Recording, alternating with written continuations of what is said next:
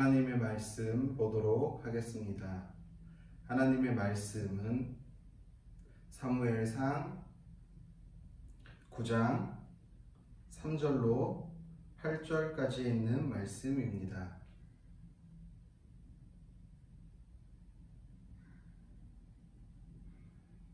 (3절부터) (8절까지) 제가 읽도록 하겠습니다.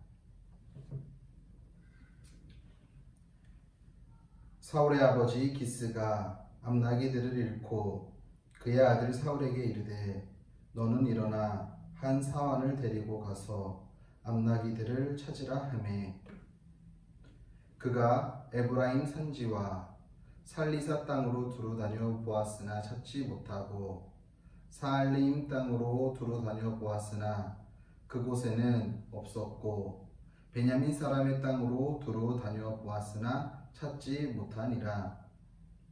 그들이 숲 땅에 이른 때에 사울이 함께 가던 사환에게 이르되 돌아가자. 내 아버지께서 암나기 생각은 고사하고 우리를 위하여 걱정하실까 두려워하노라 하니 그가 대답하되 보소서 이 성읍에 하나님의 사람이 있는데 존경을 받는 사람이라. 그가 말한 것은 반드시 다 응하나니 그리로 가사이다. 그가 혹 우리가 갈 길을 가르쳐 줄까 하나이다 하는지라. 사울이 그의 사환에게 이르되 우리가 가면 그 사람에게 무엇을 드리겠느냐? 우리 주머니에 먹을 것이 다하였으니 하나님의 사람에게 드릴 예물이 없도다. 무엇이 있느냐 하니 사환이 사울에게 다시 대답하여 이르되 보소서 내 손에 은 한 세겔이 4분의 1이 있으니 하나님의 사람에게 드려 우리 길을 가르쳐 달라 하겠나이다 하더라. 아멘.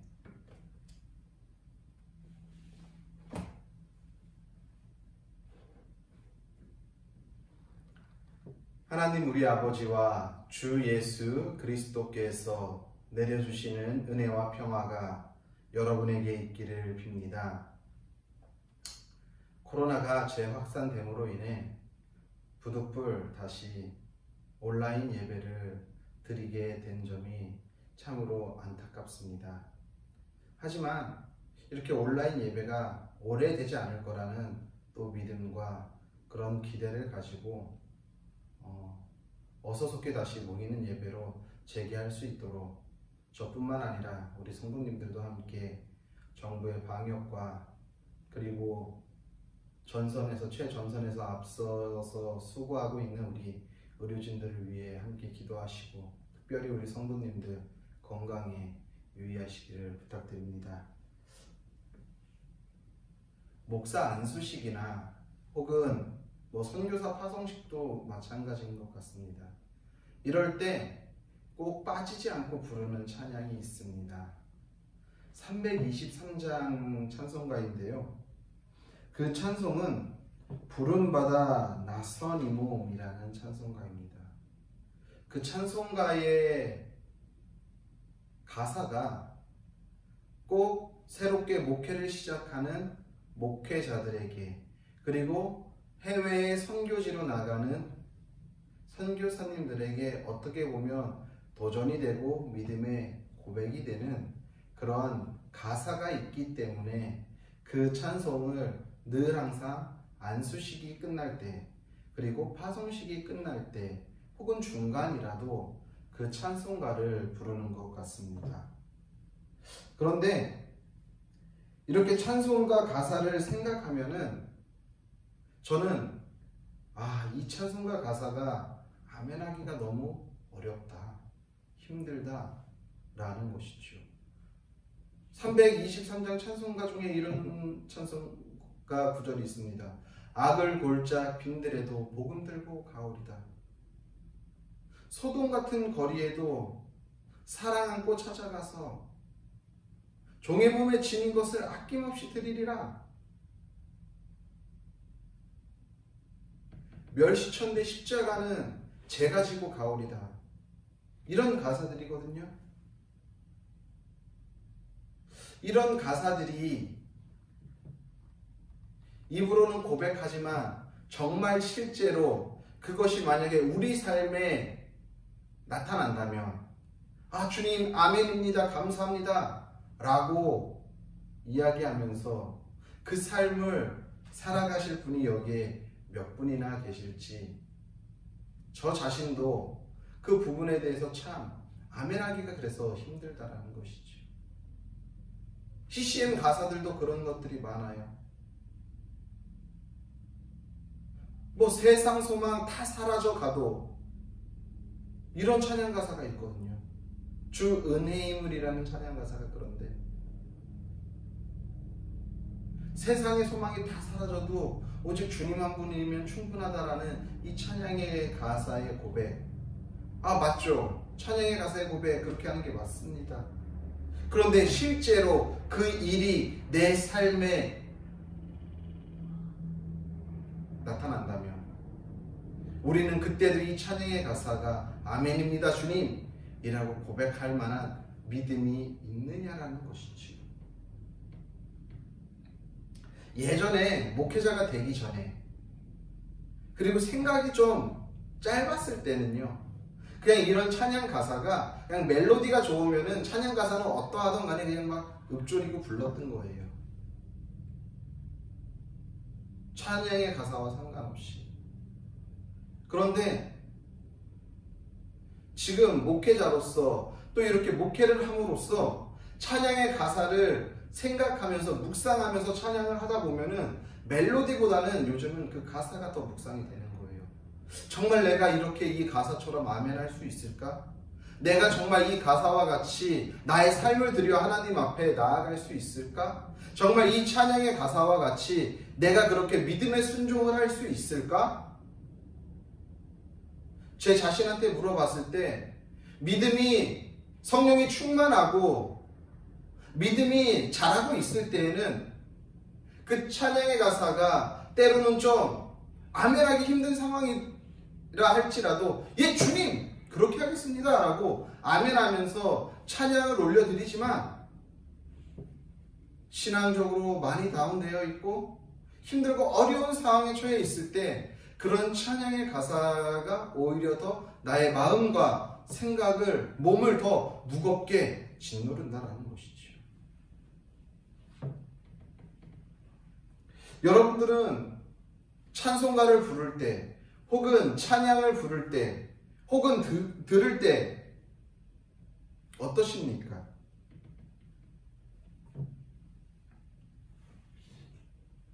오늘 우리가 제가 앞에서도 말씀드린 이 323장의 찬송가도 마찬가지라는 것이죠. 우리가 신앙인으로서 삶을 살아갈 때 주님께서 오늘 그 부름받아 나선 이 몸이라는 323장의 찬양과 같이 살아가라고 요구하신다면 예 주님 그렇게 하겠습니다. 쉽지 않다는 것입니다. 복음 때문에 믿음을 지키기 위해 신앙인으로서 살아가기 위해 모든 것을 포기하는 삶을 살아가라고 한다면 예 주님 제가 그렇게 살겠습니다 라고 섣불리 헌신하며 나아가실 분들이 우리의 삶 가운데 몇 명이나 있을까요? 저도 쉽게 목사인 저도 쉽게 결정 내리기 어려운 부분이라는 생각이 듭니다. 저는 오늘 말씀을 통해 사울의 모습을 묵상하면서 왜 하나님은 사울을 이러한 방식으로 부르셨을까라는 생각을 하게 됐습니다. 우리는 잘 알고 있습니다. 사울이 이스라엘의 초대 왕으로서 선택을 받습니다. 그런데 가장 좋은 방법은 당대에 가장 그래도 따르는 사무엘 앞에서 사무엘이 모든 백성들을 모아놓고서 이게 하나님이 선택한 너희들의 임금이야 라고 그냥 그렇게 말하면은 가장 쉽게 왕을 세울 수 있을 텐데 아버지 기스를 통해서 사울을 시험합니다. 테스트하는 것이죠. 왜 이렇게 하실까라고 생각을 하게 되었습니다. 오늘 우리가 읽은 본문의 말씀은 어떤 연유인지는 알 수 없지만 사울의 아버지인 기스가 암나기들을 잊어버렸습니다. 그래서 어떻게 해요? 사울이 그 암나기를 아버지의 명령에 따라 찾으려고 지금 사환 한 명을 데리고 떠나는 장면이 나옵니다. 오늘 우리가 읽은 본문의 말씀이 그 말씀인 거죠. 9장 3절부터 있는 말씀이 바로 그 말씀이라는 것입니다. 사울이 정처 없이 아버지가 잃어버린 암나기들을 찾으려고 온데간데 없이 다 돌아다닙니다. 사방을 다 헤매고 있어요. 오늘 우리가 함께 읽었던, 제가 읽어드렸던 9장 4절 5절의 말씀을 보면은 지명들이 등장합니다. 에브라임 산지가 등장하고요. 살리사 땅이 나오고요. 그리고 또 사할림 땅이 나옵니다. 그리고 베냐민 사람의 땅이 나오고 숲 땅에 이르는 것이죠. 숲 땅에 이르러서 더 이상 우리가 이 암나기 찾는 것을 지체할 수 없다. 왜? 암나기는 고사하고 아버지가 우리의 걱정을 더 하시겠다. 그러니까 돌아가는 게 나았겠다라고 지금 사울이 사한과 얘기하는 장면이 나옵니다. 그러면서 돌아가기 전에 사한이 그렇게 이야기하죠. 그래도 이 땅까지 왔는데 이 땅에는 선견자가 있습니다. 그 사람이 말하는 것은 다 이루어집니다. 그러니까 그 사람한테 가서 한번 묻는 것이 어떻겠습니까? 우리가 어디로 가야 할지에 대해서 묻는 것이 좋지 않겠습니까? 라고 했을 때 여기서 그 사람한테 묻는다라는 것은 암나기를 어디로 찾으러 가야 되는지 묻는다는 것도 맞지만 앞으로의 길을 묻는다라는 의미도 있습니다. 단순히 암나기를 어디로 찾으러 가야 될까요? 북으로 찾으러 가야 될까요? 동으로 찾으러 가야 될까요? 남으로 서로 찾으러 가야 될까요?에 대한 질문뿐만이 아니라 앞으로 나의 인생은 어떻게 살아가야 하겠습니까? 라고 묻는 것과도 동일하다라는 것이죠. 재미난 것은 사울이 사환의 말을 듣습니다. 한참 밑에 사람인데 그 사람의 말을 듣는 거예요. 야, 지금 너무 늦었어. 그럴 시간 없어. 빨리 집으로 돌아가야 돼. 해도 되지만 그래? 라고 하고 그 선견자를 찾아가는 것이지요. 근데 저는 이 땅을 두루 다니는 이 사울의 모습을 보았어요. 에브라임 산지는 어디에 있습니까? 에브라임 산지니까 에브라임에 있을까요? 이 땅은 팔레스타인 중앙부에 위치한 산맥지대입니다. 땅이 아주 비옥하고 좋은 땅입니다. 농사하기 좋은 땅인 거예요. 그곳을 두루 다닌 거예요. 맨 처음에 아마도 암나기니까 먹을 것이 풍부한 데로 갔을 거라고 생각했겠죠. 그러니까 비옥한 땅으로 먼저 찾아간 것 같습니다. 정확하게 성경에는 왜 거기를 먼저 갔는지에 대해서는 기록되어 있지는 않지만 그냥 제가 추측하기로는 이 지역이 가장 비옥한 땅이니까 이 사울이 두루 다닌 땅에서 가장 좋은 땅이니까 그곳을 먼저 선택해서 찾아간 것 같습니다. 없습니다. 그 다음에 어디를 갑니까? 살리사 땅으로 간다고 합니다. 여기 살리사 땅은 어떤 뜻이 있냐면요, 세계 3이라는 뜻이 있습니다. 무슨 말이냐면요, 우기 때 비가 오는 그때에만 협곡이 생겨서 계곡을 이룬다는 뜻이 있어요. 세계의 계곡이라는 뜻인 거예요, 한마디로. 비가 많이 왔을 때는 거기에 빗물이 차가지고 협곡에서 빗물이 흐르는 계곡처럼 되는 것이고요. 그리고 건기, 비가 없는 데는 거기가 다 말라 있는 것이죠. 위치로는 에브라임 북쪽에 위치해 있다는 것입니다. 우리가 잘 알고 있듯이 이스라엘 지도는 길쭉하게 생겨 있죠. 베냐민은 남쪽으로 내려와 있고 에브라임은 북쪽에 약간 북쪽으로 위치해 있습니다. 즉 북쪽에서부터 내려오기 시작하는 거예요. 그 다음에 들른 데가 어딥니까? 사알림 땅입니다. 사알림 땅. 사알림이라는 뜻은 어떤 뜻을 가지고 있냐 하면은요, 단지파가 있었던 그 성읍인데요, 거기는 여우, 자칼이라는 뜻을 가지고 있습니다. 자칼, 여우, 주로 활동하는 무대가 사막이라는 것이지요. 황무지라는 거예요. 아주 척박한 땅으로도 가본 거예요. 지금 북쪽에서부터 점점 에브라임보다 단이 밑에 있으니까 점점 내려오기 시작하는 거죠. 그러면서 어디까지 가요? 숲땅. 베냐민,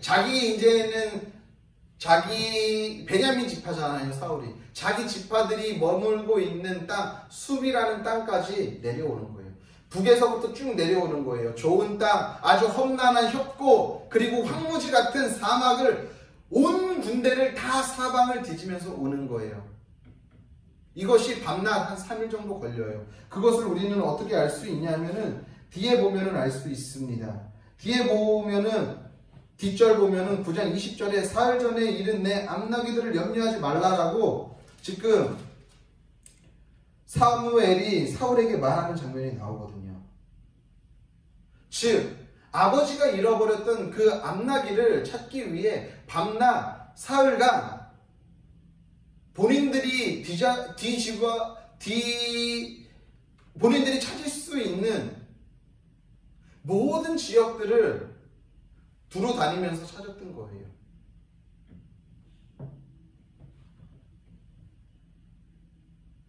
그런데도 찾지 못했던 것이죠. 사울은 왜 이렇게 암나귀를 찾는 데에 모든 혼을 빼가면서까지 안 가본 데 없이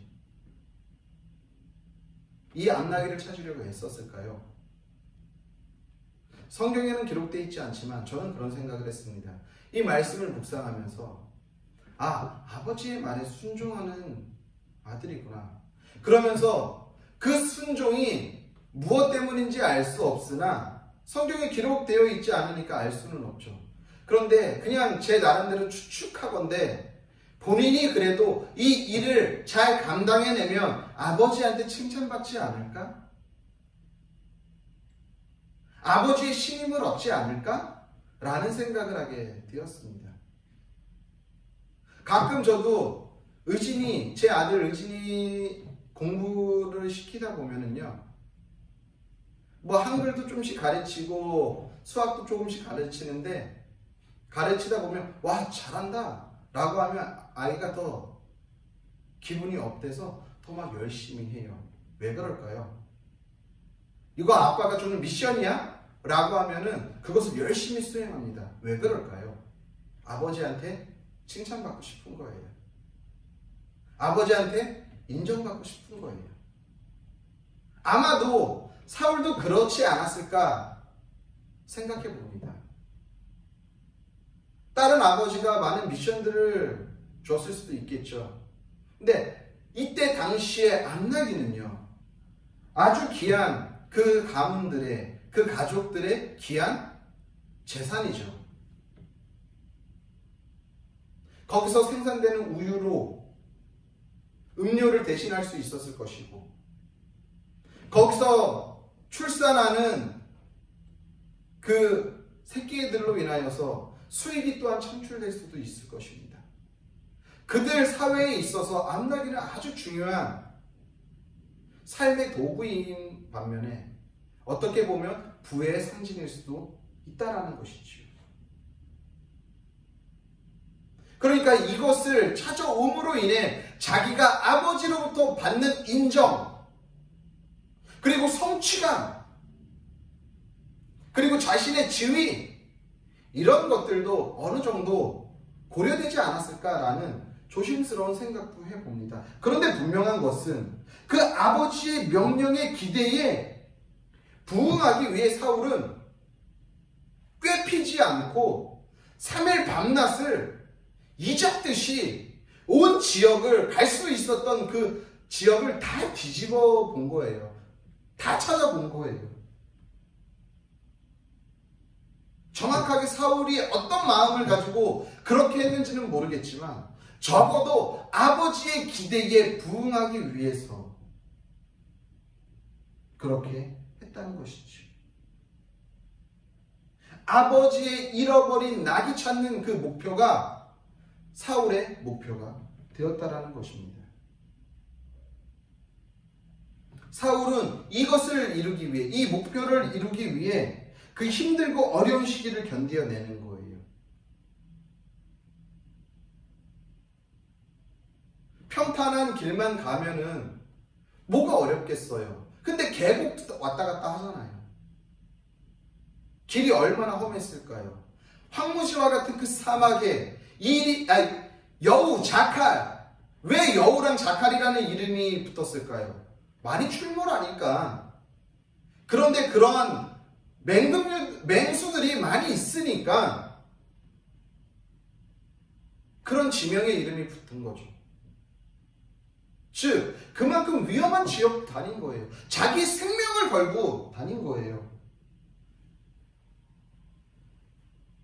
이 목표를 이루기 위해, 이 힘든 일들을 감당해내기 위해 북으로 남으로 산지, 계곡, 사막 할 것 없이 안 가본 곳이 없는 거예요. 왜? 사울은 아버지의 뜻을 이루기 위해 정신없이 헤매는 것이죠. 그런데 참 감사한 것은 아무 소득과 아무 결과가 없는 것처럼 보이지만 이렇게 정신없이 헤매는 가운데 누구를 만나게 됩니까? 선견자인 사무엘을 만나게 되는 거예요. 그러면서 그의 인생이 완전히 바뀌게 된다는 것입니다. 뭐로 바뀌어요? 그냥 평범한 한 지파의 한 가정의 아들에 불과했던 사울이 이제는 이스라엘을 인도하는 지도자로서의 왕으로의 부름을 받을 첫 단계에 돌입하게 된다는 것입니다. 인생의 전환점을 맞이했다는 것입니다. 저는 이 말씀을 묵상하면서 지금 우리에게 처해져 있는 이 현실과 함께 같이 생각해 보게 되었습니다. 지금 코로나로 인해 다시 교회의 문을 닫았어요. 근데 어떻게 보면 앞으로 전문가들이 그렇게 이야기를 해요. 코로나 이전의 삶은 없을 거라고. 예전과 같이 돌아가기 힘들다라는 거예요. 무슨 말이냐면요, 예전처럼 우리가 모여서 함께 예배하고 하는 것들이 이제는 돌아오지 않을 수 있다라는 거예요. 오히려 조금만 코로나가 다시 확산되면 다시 교회 문을 닫고 온라인 예배로 전환되고, 좀 잠잠해지면 교회 문을 열어서 같이 예배를 드려도 그곳에서 오랜 시간의 교제와 연합이 예전과 같이 쉽게 이루어지기는 어려운 시대가 될 수 있다는 것입니다. 목회자들도 너무나도 혼란스러워요. 이렇게 급변하는 상황에 어떻게 해야 할지 너무나도 두려운 거예요.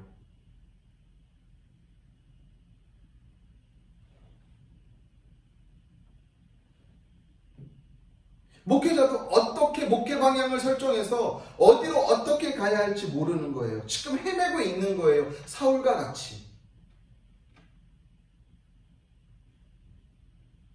우리 성도님의 삶들도 마찬가지겠죠. 한 번도 경험해보지 못했던, 그리고 언제 끝날지 알지 못하는, 끝이 보이지 않는 이러한 코로나 형국 가운데 어떻게 무엇을 해야 할까? 저희 아이들 초등학생과 유치원생인데 일주일에 한 번 학교 가는 거예요. 유치원 가는 거예요. 일주일에 5일을 가던 매일 가던 이러한 지금 학교의 패턴도 완전히 바뀌어버렸어요.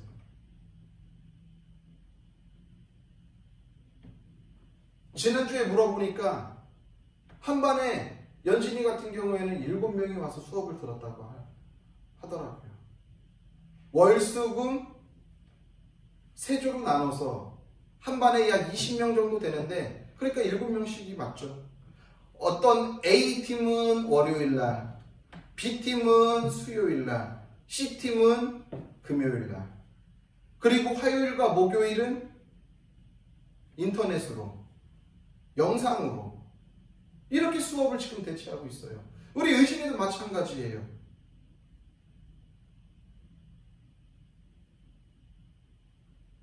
지금 이러한 상황이라는 것입니다. 부모님들도, 아이를 보내는 부모님들 입장에서도 너무나도 혼란스러운 거예요. 언제까지 이렇게 아이를 보내야 할까? 당장에 학원 보내는 부모님들도 마찬가지죠.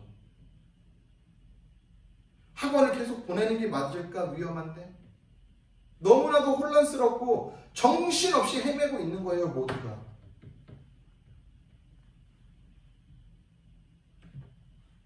그러니까 막막한 거죠. 어떻게 해야 될까? 그런데 오늘 사울을 자세히 보니까 그의 삶이 힘들고 어려움이 있지만 그 가운데서도 사울이 놓치지 않은 게 있었어요. 그렇게 헤매는 가운데서도 놓치지 않았던 게 있어요. 그게 뭐냐면은 아버지의 뜻을 이루겠다라는 그 마음인 거예요. 아무리 정신없이 사방 온 군대를 헤매고 다니지만 하나, 그 목표, 아버지의 뜻을 이루는 그 목표를 붙잡고서 그렇게 헤맨 거예요. 그러다 보니까 사무엘을 만나더라고요. 그러면서 저도 깨달은 게 있어요. 아, 지금 나의 갈 바를 알지 못하지.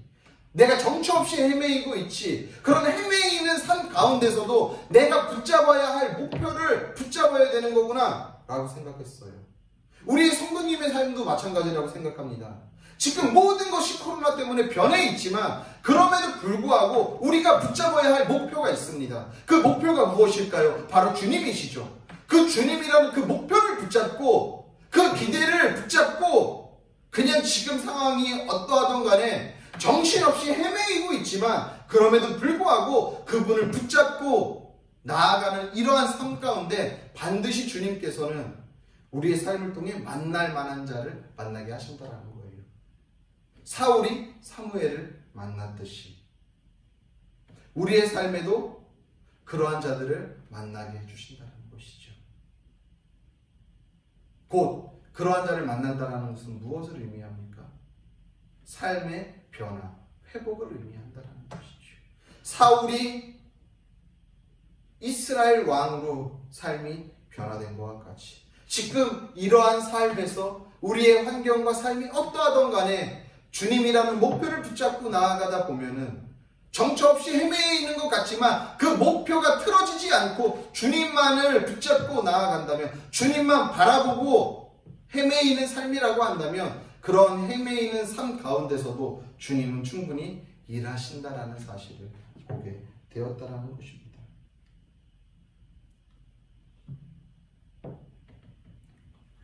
우리가 아무리 헤매어도 목표이신 하나님의 뜻을 이루기 위해서 헤매어 있는 삶이라고 한다면 하나님은 그 과정을 통해서 반드시 우리의 삶을 회복시키시고 이끌어간다는 사실을 기억하시길 바랍니다. 그러니까 앞에서 제가 말씀드린 것과 같이 323장의 찬송과 같이 우리의 삶이 아골골짝 빈들에도 소돔 같은 거리에도 사랑 안고 찾아갈 수 있는 거예요. 아골골짝 빈들과 같은 곳에도 복음 들고 갈 수 있는 거예요. 멸시천대 십자가를 받을 수 있는 이유가 내 안의 목표이신 그 주님을 바라보고 가기 때문에 내가 지금은 멸시천대 십자가더라도 내 목표가 틀어지지 않고 주님을 바라보고 간다면 우리 주님이 나의 삶을 회복시키시지라는 믿음이 있으니 이것을 고백할 수 있게 된다는 것이죠. 세상 소망 다 사라져가도 내가 주님 한 분 얻는다라는 것이 목표이다면 이 찬양의 가사가 아멘하기가 힘든데가 아니라 아멘일 수밖에 없는 거고 그게 은혜가 넘칠 수밖에 없는 거고 예 주님 나의 삶이 그렇다 할지라도 주님 앞에서 살아가겠습니다라는 고백으로 변하게 된다는 것이죠. 코로나가 다시 확산하려는 것 같습니다. 좀 줄어드는 것 같지만, 잦아드는 것 같지만 다시 또 터져나오고, 줄어드는 것 같지만 터져나오고 계속 반복됩니다. 그런데 언젠가는 끝이 나겠죠. 이것도. 이와 가장 유사한 게 100여 년 전에 스페인에 있었던 스페인 독감이라고 이야기를 하는데, 스페인 독감은 한 3년을 갔다고 합니다. 3년을 가면서 꽤 많은 사람들이 사망에 이르렀다고 하는데, 이 코로나가 그 정도까지야 가겠습니까? 100여 년 전의 의료기술과 지금의 의료기술이 많이 차이가 있으니까. 그렇지만 분명한 사실은 당장 내일 사라질 그런 바이러스는 아니라고 생각됩니다. 전문가들이 이야기하는 것은 그래도 좀 더 안전한 사회를 만들어 가려면 백신이 나와야 된다라고 이야기하고, 치료제들이 개발이 되어서 만약에 감염이 됐다 할지라도 지금은 2주간의 격리가 있지만 빨리 치료가 되면 좀 더 빠르게 회복될 수 있으면, 그것을 일주일 안에 고쳐이면 더 빨리 사회로 진입할 수 있는 것이 되기 때문에 빠른 치료제 개발과 백신 개발이 이루어져야겠지요. 근데 그것이 하루아침에 이루어지는 것이 아니기 때문에, 그것이 더디기 때문에 이 코로나가 좀 더 장기화될 거라는 전문가들의 예측이 더 우세하다는 것입니다. 그렇지만 이 코로나도 언젠가는 끝나게 될 것입니다.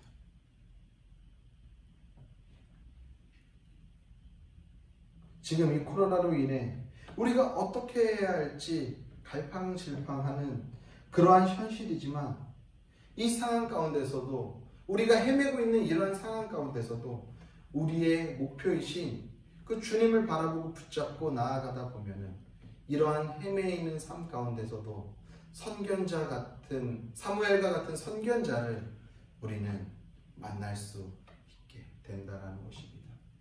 우리의 선견자는 누구일까요? 예수 그리스도이시죠. 성령님이 우리와 더 친밀하게 함께 하실 것입니다. 그럼 그 성령님의 인도하심과 도우심을 통해 이 힘들고 어려운 난국을 잘 헤쳐나가고 극복하다 보면 우리의 삶이 새로운 전환점과 변화를 맞이하게 될 것이라는 믿음이 생겼습니다. 사랑하는 성도님들, 우리의 삶이 때로는 정신없이 헤매이는 삶 같지만 목표만 잃지 않고 살아간다면 그 헤매이는 삶 가운데서도 우리의 삶은 반드시 회복되고 변화되고 새롭게 될 수 있음을 믿으시기를 바랍니다. 왜? 우리 주님께서는 그렇게 선하신 분이시기 때문입니다. 부디 우리 모두는 오늘도 힘들고 어려운 삶을 살아가지만, 헤매는 삶을 살고 있지만, 그런 삶 가운데서도 하나님을 바라보고 붙잡고 나아감으로 인해 이 시대를 믿음으로 잘 이겨내시는 성도님들의 삶이 되시기를 예수님의 이름으로 간절히 소원합니다.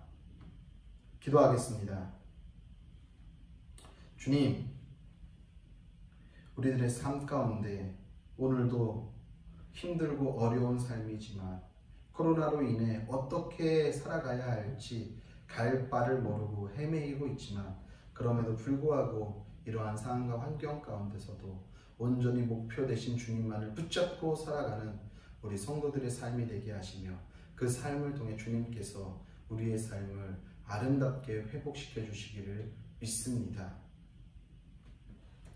이제는 우리를 위하여서 십자가에 달려 죽으신 예수 그리스도의 은혜와 그의 아들을 십자가에 아낌없이 내어주신 하나님 아버지의 영원하시고 무한하신 사랑과 성령의 교통하심과 위로하심과 역사하심이 오늘도 목표 되신 주님만을 바라보고 붙잡고 나아가기로 결단한 성도들 머리 위에와 그들의 가정과 섬기는 교회와 그리고 직장과 그리고 나라와 민족 위에, 더 나아가 세계 열방 위에 이제로부터 영원히 함께 계시기를 간절히 축원하옵나이다. 아멘.